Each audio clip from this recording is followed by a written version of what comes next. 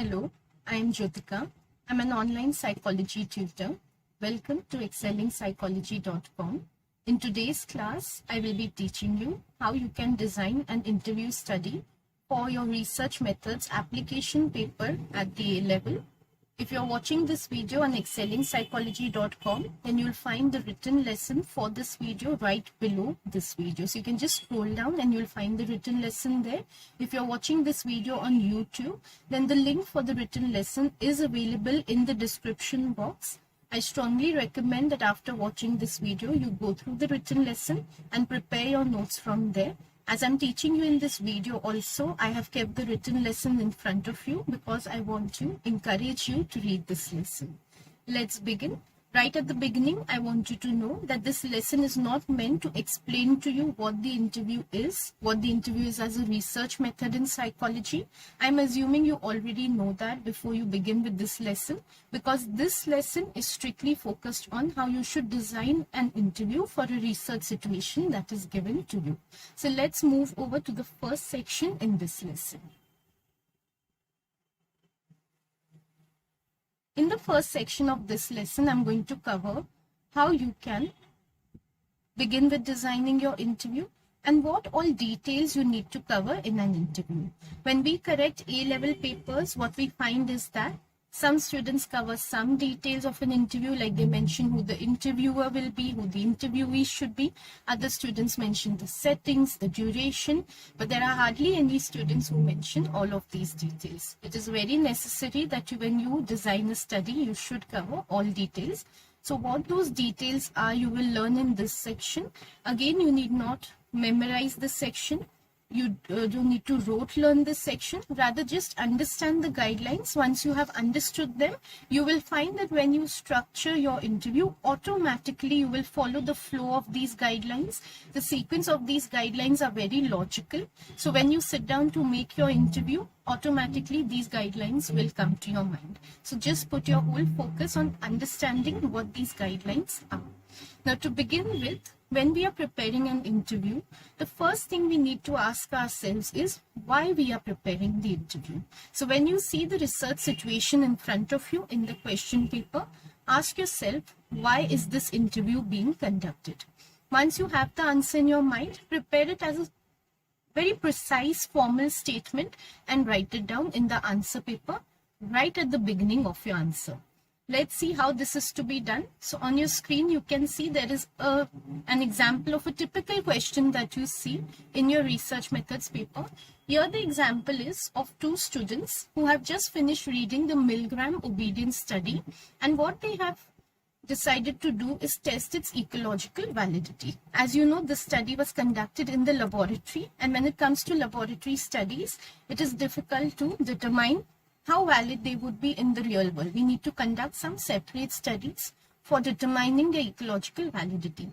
So this is exactly what the students have decided to do when it comes to Milgram's study. Now for this purpose, they have chosen the interview technique.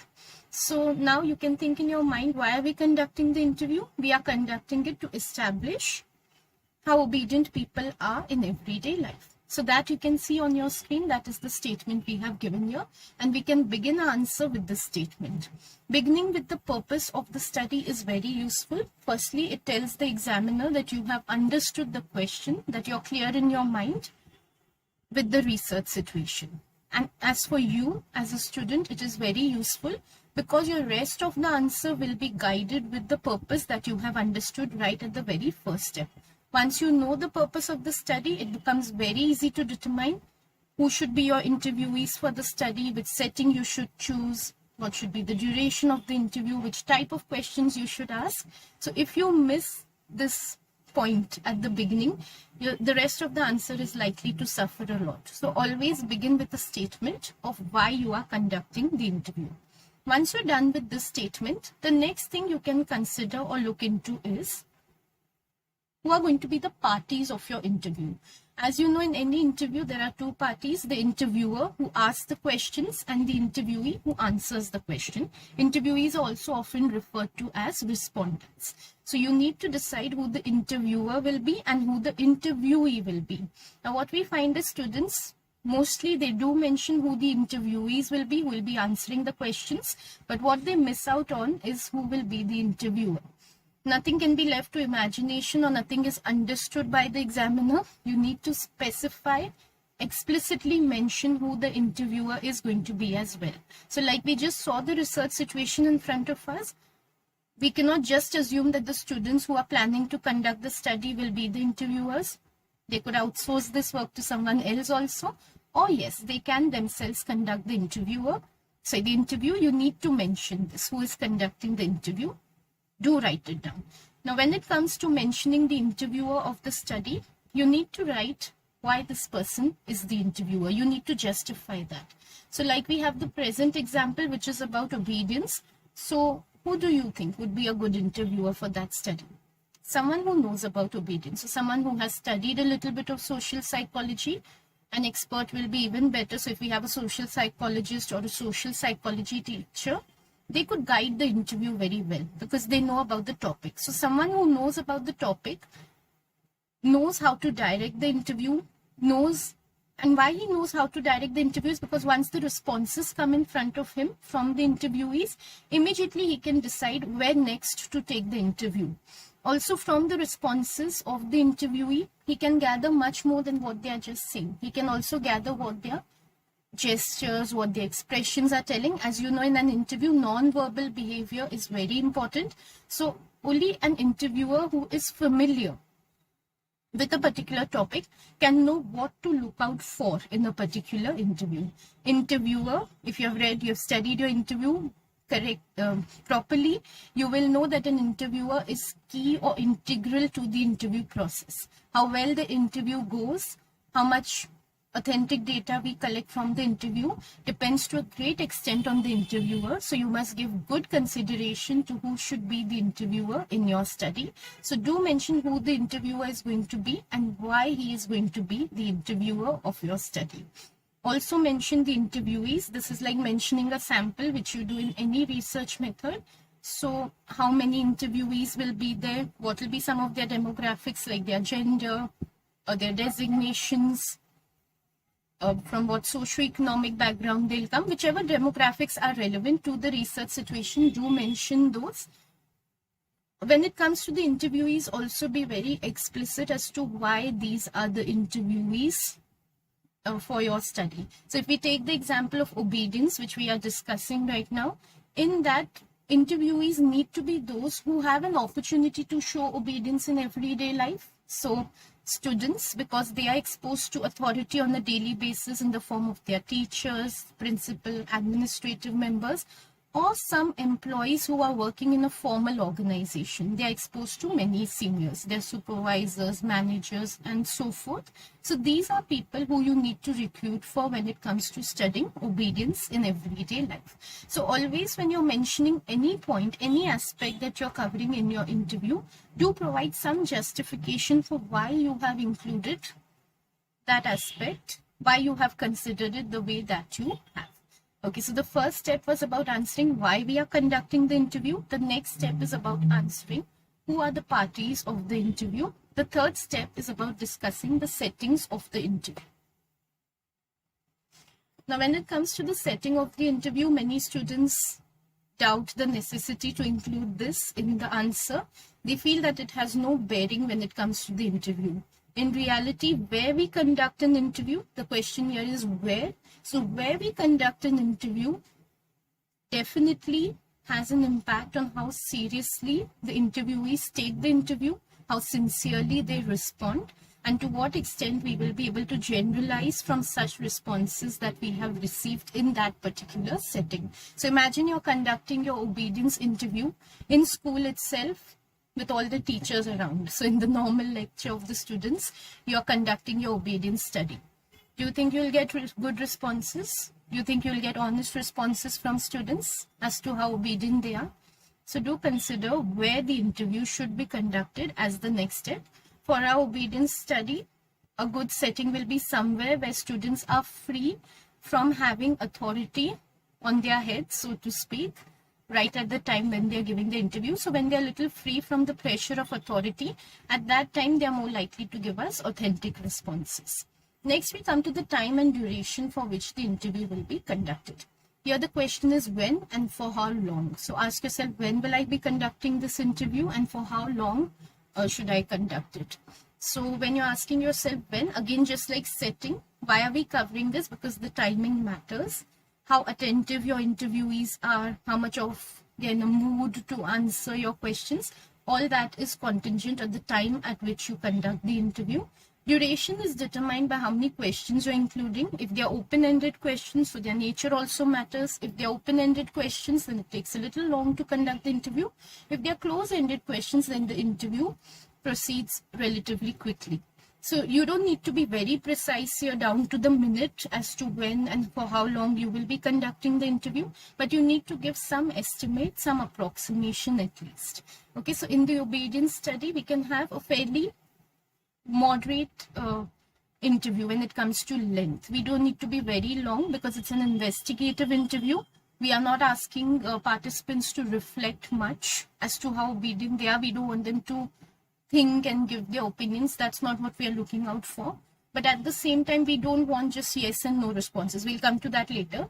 But we're not looking out for just yes and no, like a checklist type of. It's not a job interview where we're having a very structured interview. So it will take a fair amount of time, but not very long again. And when we should be conducting the interview is again when the participants are in a free state of mind, when they're not under unnecessary pressure from authority. We need to find such a time. So maybe in their weekend, their holidays, that time, free from the bias of the normal pressure that they face under authority and when they have to obey. In that state of mind, that frame of mind, they will be able to answer our questions. So at this step, you're asking yourself when and for how long you will be conducting the interview. In the next step, you need to ask yourself, which type of an interview will I be conducting? Whenever we study the interview process, we do see that there are three types of interviews broadly. There is a structured interview, there is an unstructured interview, and there is a semi-structured interview. A structured interview is the one where all the questions are predetermined. An unstructured interview is the one where no questions are predetermined. All questions take place spontaneously when the interview is being conducted. And a semi-structured interview is where some of the questions are fixed and they just serve as guidelines and they give room for spontaneity when it comes to actually conducting the interview. Generally, yes, it is the semi-structured interview which is preferable. Structured interviews are used in those situations where you need to take your interviews very quickly and you need information which you can easily compare across people. So somewhere like when it comes to a job interview, you want to know about the details of the candidates appearing for the interview. There such interviews are useful, but very less do we see them otherwise. Unstructured interviews are rarely used because they have no direction and it is difficult to analyze those interviews later to find patterns in them. So semi-structured interviews work best, and even for obedience study, we can give preference to those type of interviews. Next, we come to the mode of conducting the interview. Now, when it comes to the mode of conducting, by mode we mean how we will be conducting the interview. So this is your next consideration. How will I conduct the interview? So coming to how we will be conducting the interview here, you can conduct interview, as you know, in many ways. The most traditional and recommended method is conducting an interview face-to-face. But if that is inconvenient, you always have the option of telephone, or nowadays a very good method is the online method where you can have a face-to-face interview as well. So you know for each of these methods how much non-verbal information you can gather and the seriousness with which interviewees answer. That varies from mode to mode of conducting the interview. So here just carefully consider which mode is most appropriate for your study. Now, when it comes to an obedience study, I would suggest that gathering non-verbal responses of employees can be very important, because this is one topic that the interviewees would be a little hesitant to answer. Okay, people always fear talking about authority because they don't know where their responses will reach. Even if you assure them of anonymity, they can be a little hesitant when it comes to talking about authority. So their non-verbal information matters, and to cross-check whether there are any discrepancies between what they are saying and what they actually are feeling when you ask them the questions. So for this, a face-to-face interview is very useful. Now, face-to-face interviews can be conducted in person or online. So you can see which one you prefer for your interview and include that in your design. The next thing you need to consider are the type of questions you will be asking. Here I'm not talking about exactly which questions you will be asking, but the type of questions that you would ask. So as you know, just as there are types of interviews, there are also types of questions that you can ask during an interview. So you can ask questions that are firstly either open-ended or close-ended. Open-ended questions are those that give room to the interviewee to answer at length and to answer freely. Close-ended questions are those that give a very limited response range to the interviewees. So typically, there are questions that demand a yes, no response, true, false response, those are generally not preferred because they are easily undertaken when it comes to questionnaires or surveys also. So then conducting the interview can be an unnecessarily uneconomical process. So generally we do have open-ended questions.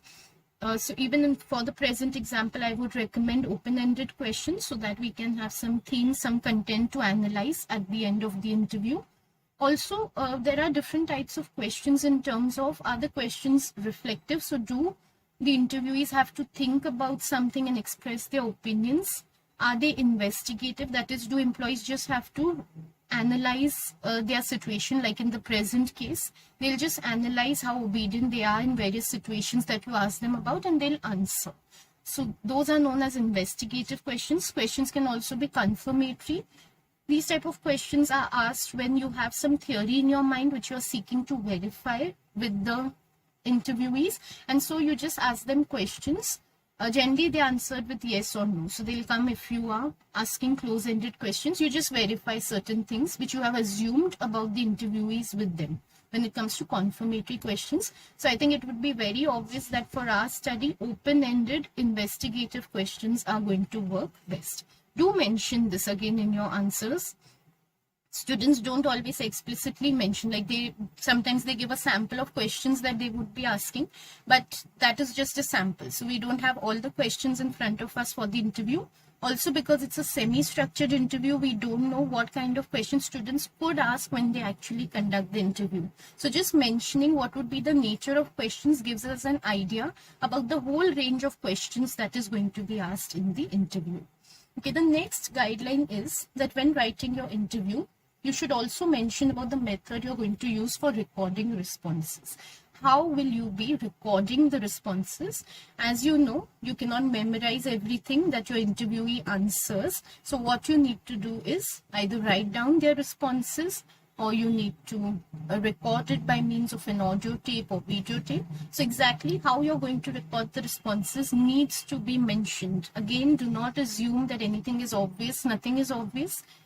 Now, which method you choose for recording responses depends on how much in detail you need to analyze the responses later. If it comes to the present study, like the obedience study, you definitely want to do a thematic or content analysis after you have after you've acquired all the information from your interviewees. So in that case, you should be having proper records, word-to-word records of the responses that the interviewees have given. So the best thing would be to tape the responses rather than write down notes. Besides that, because we have been discussing that we want non-verbal behavior as well, video taping would be a very good idea. And if we are doing an online face-to-face interview, all of this is quite convenient. It is quite convenient to record the face-to-face interaction that is taking place with the interviewee, obviously with permission from the interviewee. The next thing we need to do is mention how the data that is collected from the interview will be analyzed. Once you've collected your data, you're going to subject it to some type of analysis. You know the interview is a qualitative method of analysis. So generally we take down the content analysis. Thematic analysis works well.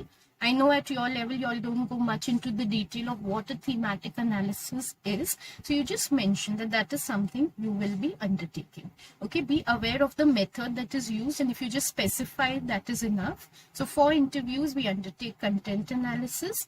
For the kind of interview we are taking, which is to do with obedience, a thematic analysis, where we find out the patterns of in which situations people are generally obedient, in which situations they disobey, what prompts them to disobey, what causes them to obey, which type of people they obey.